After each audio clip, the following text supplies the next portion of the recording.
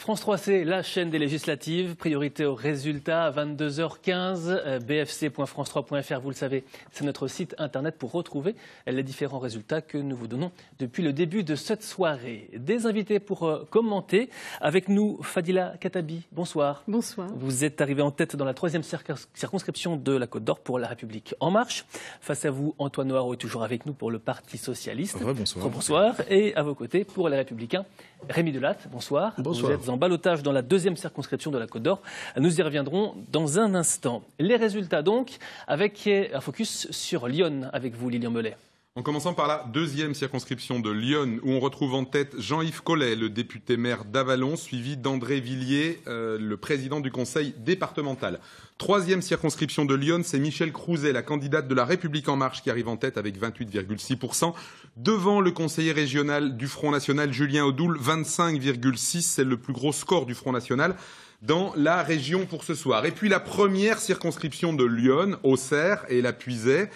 C'est le candidat, là encore, de La République En Marche, Paulo da Silva Moreira, qui arrive en tête avec 33,7% des voix, devant le député sortant, les Républicains, Guillaume Larrivé, avec 29% des voix. Guillaume Larrivé est avec nous en direct sur France 3. Guillaume Larrivé, donc 2e en ballottage défavorable dans cette 1re circonscription de Lyon.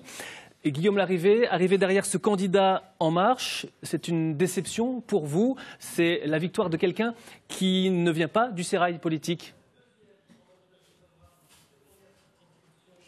Ce soir, je lance un appel à toutes celles et tous ceux qui veulent un vrai député s'exprimant à l'Assemblée nationale comme sur le terrain, d'une voix libre et indépendante. Et tout est ouvert parce que je suis au coude à coude avec un candidat qui a été désigné par le maire socialiste d'Auxerre et qui ne serait qu'un député inutile, à temps partiel, parmi des centaines d'autres députés marchant au pas, obéissant au nouveau parti présidentiel. Alors, dans les jours qui viennent, je vais rassembler très largement et je vais gagner avant de conduire pendant 5 ans à l'Assemblée nationale une bataille pour la France et pour les Français.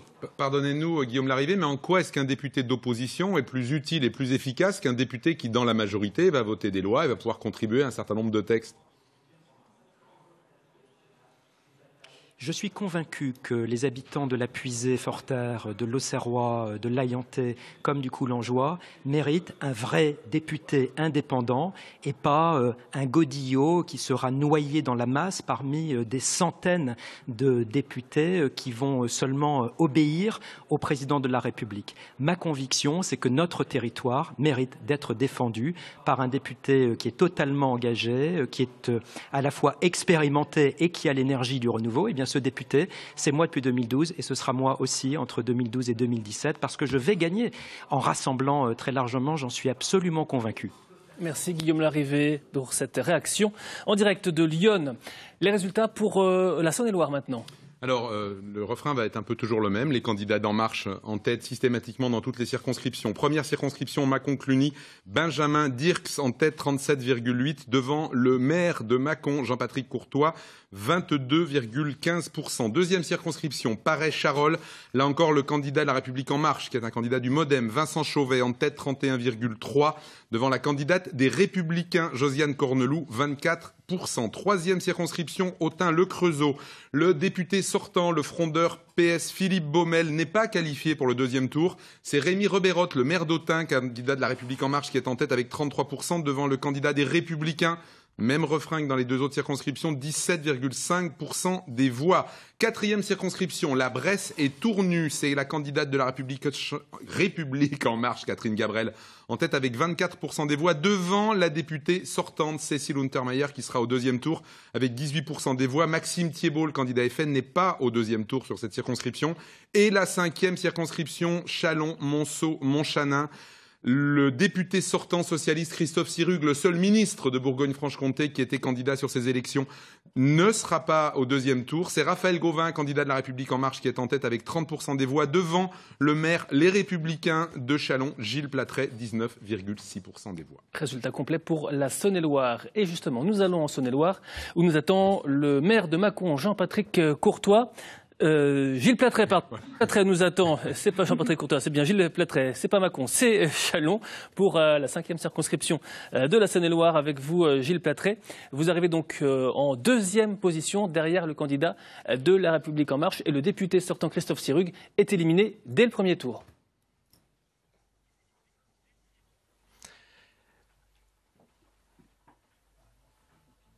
Est-ce que Gilles Platret nous entend? Visiblement, petit souci. Oui, je suis avec vous. Vous nous entendez, je suis avec donc. vous. Vous m'entendez? On vous entend. Donc la 5e circonscription de Saône-et-Loire, je le disais, bien, oui. où vous arrivez en 2e position et où le député sortant Christophe Sirugue est éliminé. C'est un petit peu comme au municipal en 2014. Écoutez, les choses sont un peu différentes parce que là, on a entré dans le jeu un candidat sorti de nulle part qui vient auréoler d'une parole présidentielle sans connaître aucun des dossiers et qui, je le note quand même, fait un des scores les plus médiocres pour son mouvement dans le département de Saône-et-Loire. Donc, j'ai pas à commenter la défaite de Christophe Sirugue. Christophe Sirugue avait le mérite d'être quelqu'un qui connaissait le dossier de terrain. On avait des différences de fond et notables, et bien évidemment, on les a maintes fois exprimées. Mais moi, je préfère toujours quelqu'un qui connaît les dossiers, même s'il n'est pas de mon avis, à quelqu'un qui ne le connaît absolument pas, comme M. Gauvin, mon adversaire du 2e tour. Ce qui est particulier, Gilles Platret, c'est que Raphaël Gauvin a souvent dit qu'il avait quand même une sensibilité de droite, pas tout le temps, mais sur un certain nombre de dossiers. Alors ça va se jouer sur quoi ce 2e tour de l'élection présidentielle et puis de l'élection, pardon, législative. Ça va se jouer sur quoi sur cette circonscription? Vous m'en prêtez beaucoup. Oui, non, on commence à fatiguer là, 3e. Écoutez, on se reverra peut-être plus tard pour ça, mais prenons les choses dans l'ordre. D'abord la législative. Et cette législative, elle va se jouer sur des dossiers qui sont des dossiers de terrain. Moi, j'attends que M. Gauvin, qui avait refusé le débat que j'avais proposé avant le premier tour, l'accepte maintenant, parce qu'il ne pourra pas circuler très longtemps face à ses responsabilités. Il y a des dossiers forts sur cette circonscription, des dossiers liés à la sécurité, des dossiers liés à l'emploi, des dossiers liés à la santé, et nous allons devoir en débattre. Donc je relance ce soir l'appel. Je veux que M. Gauvin ait un peu de courage et accepte le débat que je lui propose sans attendre, pas vendredi, mais dès le début de semaine, parce qu'il va falloir s'expliquer d'homme à homme. C'est bien beau d'arriver avec une étiquette en disant j'ai de vagues parentés dans le coin, ça c'est très bien, sauf qu'il a montré pendant cette campagne qu'il ne connaissait aucun des dossiers, et moi je lui demande de venir en parler devant les électeurs, parce que l'illusion d'une étiquette politique c'est bien, mais la réalité c'est que demain le député devrait s'emparer des problèmes des gens, des problèmes du territoire, et pour ça il va falloir qu'il les connaisse un peu. Donc ils viennent en parler avec moi, et puis on verra bien au bout du compte, dimanche prochain, qui les électeurs auront choisi. Gilles Platret, donc la campagne pour le 2e tour est lancée en Saône-et-Loire, et donc Gilles Platret, candidat pour 2022 à la présidentielle, c'est aussi un scoop ce soir sur France 3. Résultat pour la Côte d'Or, nous ne l'avions pas encore, celui de la première circonscription de Côte d'Or où Didier Martin sera face à François-Xavier Dugourc. Voilà pour la première. On les reprend toutes, hein. La Côte d'Or peut-être. La Côte d'Or, ça c'est le nouveau, voilà. Résultat que nous n'avions pas encore. Voilà. Donc en commençant par la 2e, on a entendu François Desailly tout à l'heure. 2e, Dijon-Auxonne. François Desailly, candidat à La République En Marche, en tête, 32,5 devant Rémi Delatte, député sortant des Républicains qui est sur notre plateau. On va en parler ensuite. 3e circonscription, Dijon, Chenauve, Fadila Katabi, candidate de La République En Marche en tête, 32%. Elle est sur notre plateau, on va en parler tout à l'heure. Devant le candidat Front National, c'est une des circonscriptions, le Front National est au 2e tour. Jean-François Batelier, 4e circonscription, Montbard, Châtillon, Yolène de Coursan, la candidate de La République En Marche, 25,8. Devant Charles Barrière, le candidat investi par l'UDI et LR, 17,8. La 5e, Beaune, Le Vignoble, Didier Paris, candidat à La République En Marche, 37,15 devant le candidat de droite Hubert Poulot, 24,8. Et vous le disiez, première circonscription, c'est essentiellement Dijon. Didier Martin, candidat de La République En Marche, en tête, 36% devant le candidat. Alors DVD, François-Xavier Dugourc, 12,9. Il n'avait pas l'investiture et il est devant la candidate investie Anne Herchins qui a, elle est 800 voix de retard sur lui. Donc, gros écart, Didier Martin en tête et il est en direct avec nous sur France 3 ce soir. Didier Martin pour La République En Marche. C'est vrai que c'est une campagne qui a été compliquée, cette première circonscription de la Côte d'Or. J'imagine que pour vous, c'est une victoire, enfin, en tout cas une bonne nouvelle et un soulagement, Didier Martin. Oui, bonsoir. C'est effectivement une satisfaction pour moi, mais surtout pour toutes les marcheuses et tous les marcheurs qui m'ont accompagné pendant tous ces mois. Le résultat est au-delà de nos espérances. Nous faisons plus que le score du candidat Macron au premier tour de l'élection présidentielle. C'est un encouragement qui nous est donné par les électeurs, mais rien n'est gagné parce qu'il y a beaucoup d'abstention et donc nous devons dès demain retourner sur le terrain pour convaincre, pour conforter ce bon résultat et pour l'amplifier pour la victoire de dimanche prochain. Didier Martin, c'est peu dire que l'ambiance a été tendue sur l'agglomération dijonnaise entre les candidats d'En Marche et les candidats socialistes. Il y a eu des affaires sur cette circonscription. Vous avez été mis en cause sur un certain nombre de dossiers. Pour autant, le maire de Dijon a appelé à soutenir les candidats de la République En Marche au deuxième tour. Alors tout est oublié, tout est cicatrisé, tout va mieux aller à partir de ce soir ? Moi, j'en suis convaincu. Je ne connaissais pas la position du maire de Dijon. Je le remercie et je m'en satisfais. Cette campagne, aujourd'hui, est celle du rassemblement. Rassemblement pour une majorité présidentielle. Et tous ceux qui se sont reconnus dans la démarche du président Macron doivent faire élire un député utile pour une majorité agissante et solide à l'Assemblée nationale.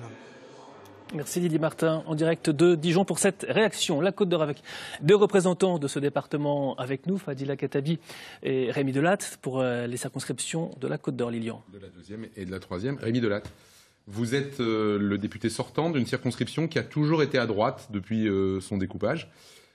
Comment vous vivez ce soir le fait que François Desailly, candidat de la République En Marche et du MoDem, soit devant vous au premier tour de cette élection ? J'observe déjà que la différence entre le score de M. Desailly, le candidat MoDem, et moi-même est relativement faible, 2000 voix. Et je déplore, par contre, qu'il y ait une si faible participation, 49%. Et je crois que c'est l'expression justement vraiment d'un malaise démocratique et aujourd'hui un trouble profond de nos électeurs. Et nous aurons besoin effectivement demain de mobiliser ces gens qui se sont abstenus, d'abord en leur apportant des réponses aux problématiques qu'ils se posent. Et Rémi Delatte, il est justement ce député de territoire dont ont besoin les citoyens de la deuxième circonscription. Un territoire à la fois rural et à la fois urbain. Un député qui fera partie de l'opposition. On n'imagine pas... C'est clair, opposition. C'est clair. Une opposition donc dans le cadre des Républicains, d'un groupe républicain. On ne peut pas imaginer une assemblée monochrome.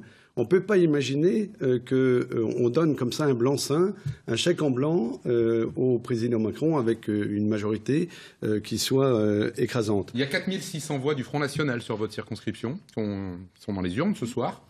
Vous en tenez compte Vous allez en tenir compte dans cet entre-deux tours ? Moi, la difficulté pour moi aujourd'hui, c'est de récupérer effectivement l'électeur sur deux qui s'est abstenu. Et j'ai compris dans la campagne que nous avons conduite que ces personnes nous lancent une alerte en disant au fond, on ne s'y retrouve pas dans le débat actuel. Et je comprends qu'on ne s'y retrouve pas.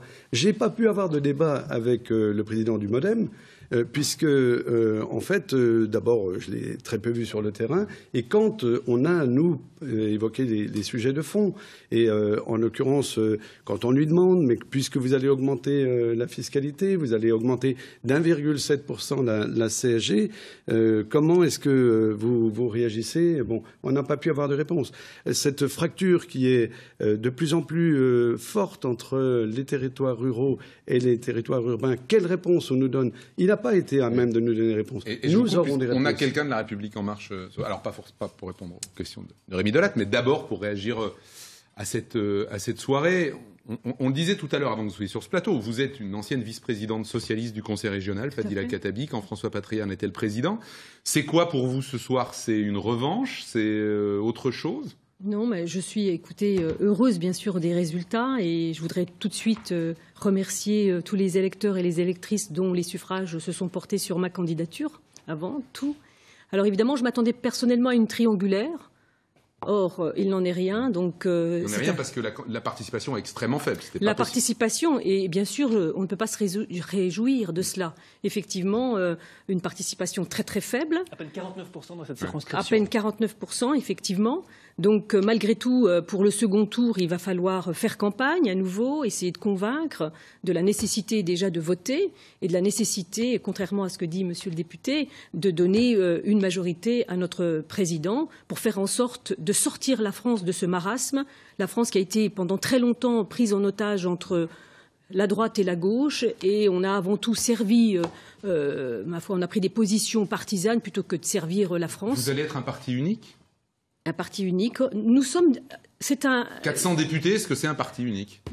Nous sommes en tous les cas, oui, uniques, dans le sens où nous serons tous derrière le... C'est pas dans ce sens-là que je vous posais la question. Nous serons tous derrière le président de la République et nous ferons en sorte de mettre en œuvre son programme. Il n'y aura pas de frondeur, ça c'est clair. Un mot à Antoine O'Haraud, parce que le parti unique, vous l'évoquiez tout à l'heure quand on en parlait, il y a ce risque-là, vous, socialistes, vous vous dites, il n'y aura plus qu'un seul parti à l'Assemblée, donc dans la vie politique française ? Mais oui, et c'est le risque de cette élection-là. Il va manquer de pluralisme dans cette future Assemblée nationale telle qu'elle se dessine aujourd'hui. Et c'est effectivement un risque pour la démocratie, parce que dans tous les pays où il y a un parti unique, on sait ce que ça devient derrière. Alors, ils n'en sont pas là, et je connais Fadila, et évidemment, je sais que ses valeurs ne sont pas celles-là. Mais en attendant, il va falloir être très vigilant, et c'est ce que nous, on fera et on continuera de faire, d'être vigilant. Et puis, il faudra aussi que la gauche, elle, se réinvente, retravaille sur ses valeurs et ses fondamentaux pour réinventer et continuer à être vigilant. Vous n'avez pas l'air de tous vouloir vous réinventer pareil, parce qu'on entendait Gaëtan Gors tout à l'heure. Je ne suis pas certain que vos réinventions soient les mêmes. Ça va être ça la difficulté, peut-être ? Mais il va falloir qu'on ait un débat. Il va falloir qu'au sein du PS et plus largement au sein de toute la gauche, on ait un débat ensemble pour voir de quelle manière est-ce qu'on peut rassembler la gauche et continuer à reconstruire. Mais la France a besoin de gauche et la France aura toujours besoin de gauche parce que nous défendons la justice sociale et aujourd'hui nous sommes les seuls à le faire et donc on aura toujours besoin de la gauche en France. Vous parlez de Gaëtan Gors. Alors juste, nous restons dans la Nièvre avec les résultats des 2 circonscriptions de la Nièvre, puisque Perrine Goulet nous attend en direct. Je les ai retrouvés pendant qu'on parlait, effectivement. On va le faire en ordre inverse en commençant par la 2e circonscription de la Nièvre. Château-Chinon, Clamecy. Allez, circonscription mythique, depuis, même si elle a été redécoupée. Il y a l'ombre de François Mitterrand sur cette circonscription. C'est le candidat de La République En Marche, Patrice Perrault, qui arrive en tête avec 33,8% des voix. Devant Christian Paul, député socialiste sortant. C'était sa 5e candidature, 18,29% des voix. Et puis, première circonscription de la Nièvre, Nevers-Cône-sur-Loire. C'est la candidate de La République En Marche, Perrine Goulet, qui arrive en tête, 34,7%. Devant, et c'est une des circonscriptions, le Front National s'est qualifié pour le 2e tour. La candidate du Front National, Pauline Vigneron, 15,8%, en signalant que le sénateur Gaëtan Gors, qui était candidat sur cette circonscription, est éliminé. Alors, cas semblable à celui de Fadila Khattabi, ce sera un duel La République En Marche contre Front National. Perrine Goulet nous attend en direct. Je vous propose de la rejoindre tout de suite. Perrine Goulet, donc un 2e tour contre le Front National. C'est pas forcément la configuration à laquelle vous vous attendiez ? Bonsoir à tous. Donc si, c'est bien la configuration dans laquelle je m'attendais, puisque vu les scores qu'avait fait le Front National au premier tour des présidentielles, il n'est pas étonnant de les retrouver au 2e tour pour les législatives. Il y a une dimension symbolique dans le fait que vous éliminiez du 2e tour Gaëtan Gors, qui a été député, qui était sénateur, qui est quelqu'un qui a une histoire au Parti socialiste. Vous le vivez comme ça ? Pas du tout, parce que je n'ai jamais fréquenté Gaëtan Gors avant cette campagne. Et moi, c'était un adversaire comme un autre. Il n'y a pas de plus ou de moins par rapport à son élimination. C'est un candidat comme un autre pour moi. Denis Thuriot, qui est derrière vous, sur ces images qu'on a eues tout à l'heure dans l'émission, évoquait le fait que Nevers, et ce qui s'est passé à Nevers, avec cette liste municipale qui est originale par rapport à un certain nombre de partis, préfigurait La République En Marche. Vous, pour le coup, vous vous sentez rattaché à ça, ce qui s'est passé à Nevers ? Nevers était un petit peu précursrice par rapport à ce qui s'est passé avec Emmanuel Macron. Maintenant, je suis pas rattachée à Nevers, puisque je suis en campagne pour la totalité de la première circonscription. Maintenant, effectivement, il y a une dynamique sur la commune de Nevers qui est bonne, qui est celle de La République En Marche, à savoir prendre les bons éléments de tout parti et puis les mettre ensemble pour le bien collectif. Donc nous, c'est ce qu'on veut faire avec cette première circonscription, bien rassembler au plus largement sur cette semaine et ce 2e tour pour que cette circonscription se mette en marche. Rassembler, y compris avec les électeurs qui ont voté pour Gaëtan Gors, ces électeurs du Parti socialiste qui sont nombreux, 4643 voix sur la circonscription. Y compris effectivement avec les électeurs de Gaëtan Gors, mais également ceux de Monsieur Maillard et puis tous ceux des candidats dits modérés, puisque effectivement on sait qu'on n'ira pas récupérer les électeurs du Front National, mais avec tous les autres, on espère bien entendu pouvoir rassembler dans un but commun qui est bien de redynamiser notre département et puis de relancer notre circonscription, tout simplement. Merci Perrine Goulet, en direct de Nevers. Nous le disions. Rémi Delatte qui tout à l'heure voulait intervenir quand on parlait de parti. C'était quand on parlait de parti unique. Je voulais intervenir à la réaction de Madame Khattabi pour lui dire qu'elle parlait de la France qui était dans un marasme. Mais elle a raison. Et d'ailleurs, elle se souvient probablement qu'elle a soutenu pendant 5 ans le gouvernement, enfin M. Hollande et le gouvernement de M. Ayrault puis de M. Valls, et que effectivement, c'est un échec profond que nous déplorons aujourd'hui. Et je suis surpris aujourd'hui de voir que vous vous désolidarisez complètement du soutien que vous avez pu apporter pendant 5 ans à une majorité qui a malheureusement conduit la France aux abîmes. La réponse. Ce que vous dites, c'est quand même que ce qu'on peut dire par rapport à ce que vous dites, c'est que l'état du pays en 2017 est largement meilleur que l'état du pays en 2012. Eh ben, on n'a probablement pas les mêmes références, cher monsieur. Je souscris à ce qui vient d'être dit. Regardez le niveau du chômage, regardez la dette de la France qui n'a cessé de la situation est quand même bien meilleure. La croissance qui est à la peine. Regardez le niveau de précarité aujourd'hui des Français. Savez-vous que je ne nie pas qu'il y a des difficultés. 30 000 mais en enfants attendant, la situation que François Hollande laisse à la France est bien meilleure que celle Je souscris effectivement que je suis tout à fait d'accord avec vous. Une réponse de Fadila Khattabi. Oui, je suis tout à fait d'accord avec ce qui vient d'être dit par M. O'Haraud. Ce que je voulais dire aujourd'hui, oui, tout à fait, je suis derrière le président de la République. Moi, sa démarche, elle m'intéresse, elle m'a séduite. Aujourd'hui, ce qu'il veut, lui, c'est rassembler effectivement les Français. Et aujourd'hui, il a un gouvernement fait d'hommes et de femmes de gauche, du centre et de droite. Donc, c'est un gouvernement avec différentes sensibilités. Et nous allons, tous des progressistes, travailler main dans la main pour faire en sorte de remettre la France en marche. C'est ça notre seul et unique objectif, avant de servir effectivement certaines positions partisanes. Vers la Nièvre à présent, la deuxième circonscription de la Nièvre où Patrice Perrault pour La République En Marche arrive largement en tête avec près de 34% des voix. Devant Christian Paul, un peu plus de 18% des voix. Le député sortant, Christian Paul, je vous propose d'écouter sa réaction recueillie il y a quelques minutes. Nous avons aujourd'hui fait mentir les sondages. Je serai, avec Stéphane Bénédite, mon suppléant, au second tour de cette élection législative. Et je vais évidemment préparer ce second tour dans un esprit de très large rassemblement des forces de gauche, bien sûr, mais bien au-delà, de tous les Nivernais qui veulent, à l'Assemblée nationale, un député utile, efficace, expérimenté et combatif. Le renouveau de la démocratie passe aussi par le pluralisme des idées. Parce que le renouveau de la démocratie parlementaire, ça peut pas être d'avoir un parti unique, une pensée unique et l'éradication de tous ceux qui ne pensent pas de la même façon. Et donc, c'est vrai, à l'Assemblée nationale, on le voit bien, il y aura une majorité qui se dégage, mais il y aura aussi des femmes et des hommes, des parlementaires qui permettront que la diversité des idées soit présente, et je pense que c'est vital dans une démocratie.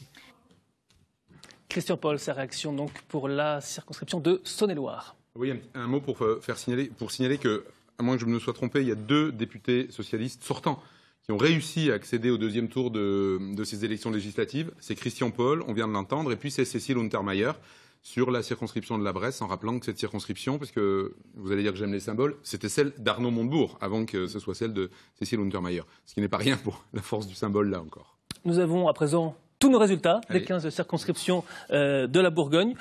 Quel enseignement pourrait-on en tirer, Lilian ? On avait parlé de vague. On se demandait si elle allait être forte. C'est pas une vague, c'est un tsunami, très clairement, puisque tous les candidats de La République En Marche sont en tête. Que très clairement, même si je viens de le dire, il y a 2 députés socialistes sortants qui sont en position de se maintenir au deuxième tour. Ça va être extrêmement compliqué pour eux, que pour beaucoup d'autres. On a ouvert cette soirée électorale avec Christophe Sirugue. Il y avait là encore une dimension syndicale, une dimension symbolique. Je vais y arriver. C'est la dernière. Il y a des mots qui se croisent. Il y a des mots qui se croisent en ce moment. Il va falloir m'exfiltrer de ce plateau. Il était ministre, Christophe Sirugue. Il était député sortant. Il était Macron compatible. Il a été battu très largement. Il ne sera pas au deuxième tour. Donc on voit bien qu'il y a à la fois une sanction pour le quinquennat. Il y a une sanction pour les sortants. Il y a un Front National qui, à quelques exceptions près, à l'exception surtout de Julien Audoul, qui a quand même un score très élevé dans la 3e circonscription de Lyon, il va falloir le surveiller. Un Front National qui a eu une participation très faible et une présence très faible dans ce deuxième tour des législatives. Merci Lilian. La synthèse et d'autres invités nous rejoignent dans un instant aux côtés de Jean-Christophe Galeazzi pour la dernière partie de cette émission, après un tour par les réseaux sociaux avec vous, Elsa. Oui, et c'est 3 tweets que je vais vous lire tout de suite. La réaction de Jean-Philippe Morel, élu UDI du Grand Dijon, qui appelle à voter au 2e tour pour Fadila Khattabi, donc dans la 3e circonscription de Côte d'Or.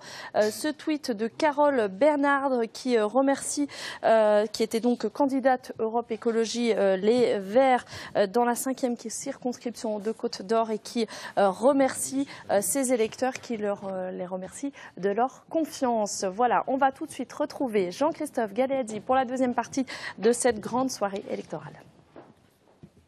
Suite de notre soirée électorale avec notre débat autour des résultats, mais surtout des perspectives du second tour et de cette majorité qui se dessine au niveau national. Je salue et je remercie de leur présence ceux qui sont autour de cette table et que je vais présenter dans un instant. Et puis on va aussi faire le point sur les différents éléments qui sont en notre possession ce soir et analyser avec Catherine Emziri et Lilian Mellet les grands enseignements de ce premier tour en région. Je vous donne la parole, Catherine Emziri, pour ce qui concerne la Franche-Comté. Quels sont les enseignements que vous tirez ce soir ? Eh bien, tout d'abord, en Franche-Comté, sur les 12 circonscriptions, nous aurons dimanche prochain 7 duels, La République en marche, les Républicains. Un duel à signaler, c'est un duel de La République en marche contre la députée socialiste sortante Barbara Romagnan. La frondeuse ne totalise que 16% des suffrages. Elle est en ballotage très défavorable face à Fanette Charvier, la candidate de La République en marche, qui totalise 30% des voix. 3 duels également à signaler entre La République en marche et le Front National. C'est le cas dans les 2 circonscriptions de Haute-Saône. C'est le cas également dans la 4e circonscription du Doubs entre Sophie Montel, qui est 2e, distancée par Frédéric Barbier, le député socialiste sortant qui a bénéficié également de l'investiture de La République en marche. Il faut signaler que seuls 3 députés LR sortants virent en tête au premier tour, Annie Genevard dans le Haut-Doubs et puis dans le Jura, Marie-Christine Dallot et Jean-Marie Sermier. Alors la droite est totalement éliminée des 2 circonscriptions de Haute-Saône. Alain Chrétien, tout à l'heure, on sait que dans cette circonscription, il y avait 2 hommes qui se livraient un duel à distance, Alain Chrétien et Alain Joyandet. Donc leurs 2 candidats se sont, si j'ose dire, neutralisés. Et la droite est éliminée dans cette circonscription et Alain Chrétien, qui donc ne voit pas sa candidate qualifiée pour le 2e tour, c'était sa circonscription, a demandé tout à l'heure sur notre antenne la démission d'Alain Joyandet du poste de secrétaire départemental des Républicains en Haute-Saône. On voit donc que déjà, dès ce soir, il y a des règlements de compte qui s'effectuent un petit peu partout et en Franche-Comté, c'est à droite. Et on suivra ça évidemment, Catherine, avec beaucoup d'attention dans les heures qui viennent. Même question, Lilian Mellet. En Bourgogne, quels enseignements tirez-vous des résultats de ce soir pour le second tour et pour après ? Synthèse rapide, 15 circonscriptions, 15 candidats de La République en marche en tête après ce premier tour. Dans la plupart des cas contre les candidats de la droite, dans 2 cas face à 2 députés socialistes sortants, Cécile Untermaier en Saône-et-Loire, Christian Paul dans la Nièvre, on l'a vu tout à l'heure, et dans 3 cas face à des candidats du Front National. Dans la première circonscription de la Nièvre, on a entendu tout à l'heure Perrine Goulet, qui est la candidate En Marche. Dans la 3e circonscription de Côte d'Or, là où le PS s'est déchiré avec plusieurs candidats, c'est ça qui fait monter le candidat du Front National. Et puis, surtout, Julien Audoul, 3e circonscription de Lyon. C'était les plus gros scores du Front National jusque-là. Et il est peut-être le seul candidat du Front National ce soir, en réalité, qui, entre guillemets, fait son score. On va sûrement en parler dans l'entre-deux tours. Alors, je salue et je remercie de leur présence ceux qui nous ont rejoints. Fadila Khattabi pour La République en marche, François Rebsamen pour le Parti socialiste. Oh non, pour la mairie de Dijon, la métropole. La mairie de Dijon. Ça va, c'est fini le Parti socialiste. Non, mais m'étiquetez pas comme ça. Je viens pas au titre du Parti socialiste, je viens en tant que maire de Dijon. Bien sûr, on a compris. Je voulais le préciser. Boris Obama pour la France Insoumise, c'est toujours vrai. Ça n'a pas bougé pour ma part, oui. Rémi Delatte pour les Républicains, ça passe encore. Ça va. Très bien. Et Françoise Branger qui est avec nous, depuis notre studio de Besançon pour les Républicains également. Je précise qu'effectivement, les autres étaient candidats, ce qui n'est pas le cas de François Rebsamen. Et je crois que c'est Fadila Khattabi qui est la seule à être encore présente au second tour. Non, Rémi Delatte. Et Rémi Delatte également, évidemment. Voilà, alors... Moi, j'ai envie de poser une question tout de suite à François Rebsamen, puisque vous êtes là, alors maire de Dijon, membre du PS aussi, mais maire de Dijon. Oui. On sait que la semaine a été tendue, la campagne était tendue entre candidats de la République En Marche, candidats du Parti Socialiste. Est-ce que vous regrettez, François Rebsamen, qu'il n'y ait pas eu d'accord avant entre vos candidats, entre les gens de la République En Marche sur ce... Oui, je comprends le sens de la question. J'avais proposé 3 semaines avant, 1 mois avant, qu'il y ait une coalition. Une coalition, c'est ce qui permet de définir un programme de gouvernement et d'avancer ensemble. Cette proposition a fait long feu, il faut reconnaître les choses. Emmanuel Macron et Ferrand n'en ont pas voulu. Et donc, on ne s'est pas retrouvé dans une coalition, dans un programme de gouvernement.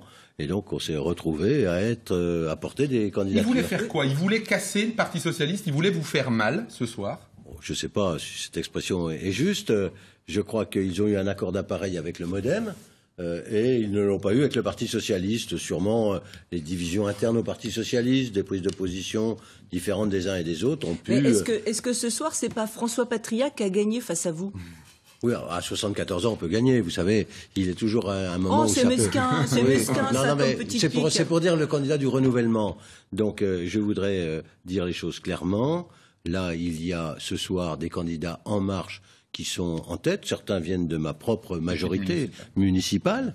Donc ça veut dire qu'on a eu quand même un peu de sens politique de les prendre avec nous. Ils ont, j'y viendrai, ils ont fait leur chemin, ils ont profité de cela pour non pas se faire connaître, parce que finalement c'est une vague nationale, c'est un tsunami. Et on a surfé, enfin ils ont surfé sur cette vague nationale, sur ce tsunami. Ils font tous entre, j'ai regardé France entière, entre 28, 29, 30 et 34, 35, 36, suivant les configurations. Donc ils ont tous à peu près le même score, avec 50% de participation, et issu d'un président qui a fait 24% au premier tour. Donc il y a un problème démocratique, il est posé. Ça fait longtemps que je le pose d'ailleurs, ça fait longtemps que je dis qu'on doit changer nos institutions, notamment notre mode d'élection. Vous m'avez entendu dire ça 10 fois ici. Hollande ne l'a pas fait, je le félicite pas pour ça, parce qu'il l'a pas fait. J'espère que François Bayrou le fera, j'espère que Emmanuel Macron le fera. Il n'est pas concevable qu'on n'ait pas une Assemblée nationale qui représente la diversité politique de ce pays, mais qu'on ait une chambre... Mais quand c'était une majorité socialiste, vous ne vous plaignez pas trop. Mais si, j'ai dit la même chose, madame. J'ai dit exactement la même chose. Là, on a une chambre d'enregistrement, puisque vous le savez, tous les candidats d'En Marche ont signé un papier comme quoi ils allaient voter tout ce qui allait être proposé. Alors, ça préserve des frondeurs. Nous, on sait ce que ça veut dire, des frondeurs. Oui. Ça préserve des frondeurs. J'ai le sens quand même des choses relatives. Ça préserve des frondeurs, mais ça permet pas à la démocratie d'avancer. Dans les grands pays démocratiques, il y a des débats, il y a des échanges, il y a des programmes.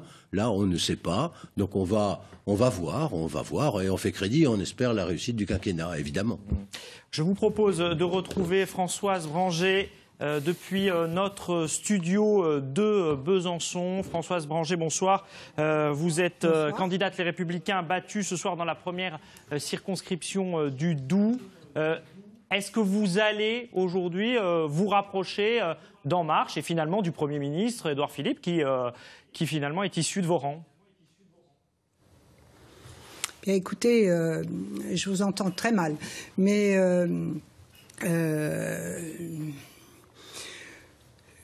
les Républicains vont avoir une ligne de conduite. Aujourd'hui, ils sont peut-être un peu désorientés. Nous avons perdu un certain nombre de sièges et je crois qu'il faut reconstruire notre identité politique et notre idéologie. Je ne pense pas que tout le monde sera au garde à vous devant M. Macron. Oui, mais en même temps, Madame Branger, est-ce que vous ne pensez pas que votre électorat a quand même été déboussolé par 2 choses. Déjà par François Fillon, les affaires et sa mauvaise présidentielle, et d'autre part le fait que Édouard Philippe, le Premier ministre, Emmanuel Macron est allé le chercher dans vos rangs. Ça déboussole quand même votre électorat. Mais c'est un véritable débauchage, c'est pas un consensus, c'est pas tout le monde ne s'est pas mis autour de la table pour concevoir un certain nombre de mesures qui peuvent faire avancer la France et provoquer un certain nombre de réformes. Aujourd'hui, c'est le programme de M. Macron avec quelques participants, avec des débauchages. Certes, un Premier ministre ou encore un ministre de l'économie, mais pas un consensus avec la droite. Je crois qu'il va falloir que nous rebattions un peu les les cartes et que l'on puisse reconstruire face à cette vague, tout à l'heure on a dit tsunami. Madame Branchet, mais vous parlez de reconstruction. On voit que par exemple en Haute-Saône, la droite est en train de se déchirer ce soir. Elle n'a plus de candidat au deuxième tour. Est-ce que vous pensez que c'est comme ça qu'il faut reconstruire votre parti, les Républicains ?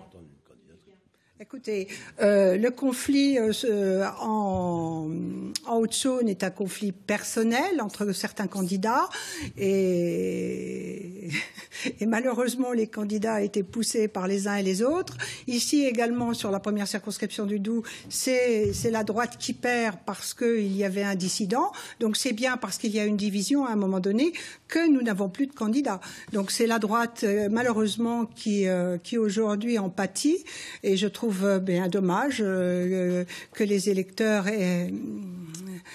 ont choisi, certes, avec une candidate d'un nouveau président qui peut être séduit, mais malgré tout, il y aura des déconvenus demain. Merci. Merci Françoise Branger, en direct de Besançon pour les Républicains. Je vous propose de rejoindre Léonie Cugnot pour le Front National en Haute-Saône. Bonsoir.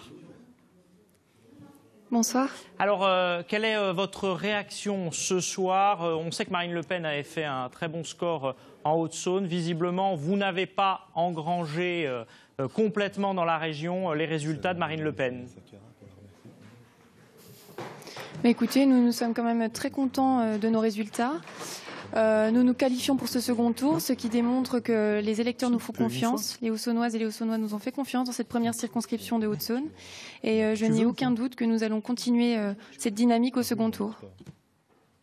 Merci d'avoir été en direct avec nous pour cette réaction. Lilian Melet, on reprend avec nos invités en plateau, très impatients de s'exprimer. J'ai entendu. À côté de moi, non, mais moi, vous savez, je suis venu pour participer à un débat. Si c'est pour écouter des candidats battus ou un nouveau candidat, je m'en vais. C'est pas un problème. Voilà, mais chacun doit s'exprimer bien sûr, de donner son avis. Et on va le demander à Boris Obama sur notre plateau, candidat pour la France Insoumise sur la 3e circonscription de Côte d'Or. Moi, j'avais envie de rappeler le chiffre. Alors, le pourcentage de Jean-Luc Mélenchon, 20,6 lors de la présidentielle sur cette circonscription, 12,6 pour vous ce soir. Il se passe quoi pour la France Insoumise entre 20,6 et 12,6 ? Écoutez, on a mobilisé à peu près un électeur sur deux par rapport à la présidentielle, mais ce qui nous coûte le deuxième tour, c'est surtout la présence de Madame Bouziane, qui, pour une aventure personnelle, a voulu se maintenir. On a regardé les chiffres, nous sommes à 1500 voix du second tour, donc elle fait 3000 voix, nous en faisons 4200. Si Madame Bouziane, que je suis allé voir pour discuter avec elle, pour lui poser la question de ce qui pourrait lui déplaire dans notre programme L'Avenir en commun, elle n'a pas été en mesure de me citer quelque chose qui pouvait lui déplaire, donc je lui ai posé la question de pourquoi est-ce qu'elle ne nous soutenait pas. Elle a voulu aller dans une aventure personnelle. Et au-delà, parce que ce chiffre-là, on le retrouve dans d'autres circonscriptions pour la France Insoumise, et là, il n'y a pas qu'Héra Bouziane. Donc, ça veut dire que... Mais moi, je veux bien faire de la science-fiction, mais moi, je veux bien faire de la science-fiction pour vous, on peut passer un super moment, mais moi, je suis un doctorant, j'aime bien le concret, j'aime bien les chiffres concrets, donc à un moment donné... mais les chiffres sont là. Héra Bouziane, elle n'est pas à France Insoumise, donc dans la... Très bien, elle était députée socialiste. Vous attribuez les voix potentielles de Héra Bouziane, mais elle était députée socialiste. Certes, députée socialiste. La candidate socialiste pourra dire autant que vous. Députée socialiste frondeuse, et j'entendais aussi M. Rebsamen, moi je trouve ça assez rigolo que M. Rebsamen ne veuille pas assumer cette étiquette du Parti socialiste. Il avait l'air d'être gênant aux entournures quand vous lui avez suggéré qu'il pouvait être du Parti socialiste. Pas du tout. On parle de l'abstention ce soir. Très bien, vous êtes quand même un des, comment on dit ça, les éléphants de ce parti, comme on dit. Donc, ce qui est extraordinaire, c'est que moi, dans ce plateau, j'entends parler de l'abstention. C'est tout. À aucun moment, on essaie de faire la généalogie pour comprendre cette abstention. À aucun moment, on parle du gouvernement de M. Hollande, qui pendant 5 ans a fait l'inverse de tout ce qu'on parlait. Et ensuite, on s'étonne que les gens ne veuillent plus retourner aux urnes. On parle pas des. Non, mais c'est pas dû à ça. Non, ce n'est pas dû à ça. Non. Donc on parle jamais de. Donc c'est juste les gens qui ont décidé de ne pas y aller comme ça. Je pense qu'on a eu une campagne extrêmement longue. depuis septembre, depuis que M. Sarkozy est parti en campagne. Nous avons eu la primaire de la droite, la primaire de la gauche, on a eu des présidentielles. Arrêtez de nous faire croire que les Français ne veulent pas voter. Les Français veulent voter, sauf que quand les personnes sont élues et qu'elles font l'inverse de leur programme pendant 5 ans, les personnes se demandent pourquoi aller voter. Quand il y a autant d'affaires dans le milieu politique, les personnes se demandent pourquoi aller voter. Quand nous allumons nos télés et qu'on entend parler de M. Macron sur son vélo, au ski, etc., et qu'on nous dit que de toute façon, il aura sa majorité, on se demande pourquoi aller voter. C'est ça qui justifie la perte de voix. Non, mais l'érosion électorale de la France insoumise. Je ne sais pas ce que justifie ce que je vois, ce que je constate, c'est qu'en allumant la télé, on se demandait presque pourquoi aller voter finalement. Il y a eu une érosion des voix, je veux dire, c'est clair. Quelle est votre analyse alors? Moi, j'aimerais bien l'entendre parce que pour l'instant, c'était la position de M. Mélenchon qui n'était pas très claire. Voilà. J'ai une forme de maîtrise de tout cela. Il se trouve que le candidat Jean-Luc Mélenchon, je veux dire notre ami Mélenchon, le candidat Jean-Luc Mélenchon a fait une formidable campagne. Tout à fait. Mais il l'a mal terminé. Et il a fait une campagne présidentielle, personnelle, comme il sait faire. Et puis, personnel avec 7 millions d'électeurs. Personnel, comme il sait faire. Et puis, il a un peu dérapé. Après, on a retrouvé le Mélenchon qu'on connaît. Et donc, les gens se sont un peu détournés. D'accord, donc c'est la faute de Jean-Luc Mélenchon s'il y a eu de l'abstention ce soir. C'est pas la mienne. D'accord, c'est du thème. Je vous donne d'autres raisons. Je parle par rapport à l'évolution de votre score. Donc, je me permets de faire ce commentaire. Donc vous, en tant qu'ancien ministre, vous pensez que vous n'avez aucune responsabilité par rapport à l'abstention des personnes? C'est-à-dire que vous étiez en pouvoir... Non, l'abstention, non. J'ai une responsabilité par rapport au score du Parti Socialiste, etc. D'accord. Mais sur la participation, vous devriez aussi vous interroger, comme tout le monde. Tout à fait. On peut aussi remettre en cause les institutions, notamment. Effectivement, on doit tous s'émouvoir et vraiment se poser des questions par rapport au taux d'abstention qui effectivement qui atteint un niveau tout à fait exceptionnel pour une élection législative. Mais c'est quand même bien d'abord l'échec de 5 années de socialisme, 5 années, ça, c'est votre point de vue. 5 années pendant lesquelles on n'a pas apporté des réponses pour l'emploi. Oui, sauf que les Républicains, c'était pareil. Quel programme faites-vous, Monsieur Delatte? Sur quel programme faites-vous campagne? Aujourd'hui, on est Monsieur Delatte, et puis ensuite on vous donnera la parole. Un niveau de dette qui n'a cessé d'augmenter, un taux de croissance qui est à la peine par rapport aux autres, et comme je le disais il y a un instant, un niveau de précarité qui ne cesse de grandir. C'est pas vrai. Mais monsieur Delatte, en 2012, votre bilan n'était guère mieux.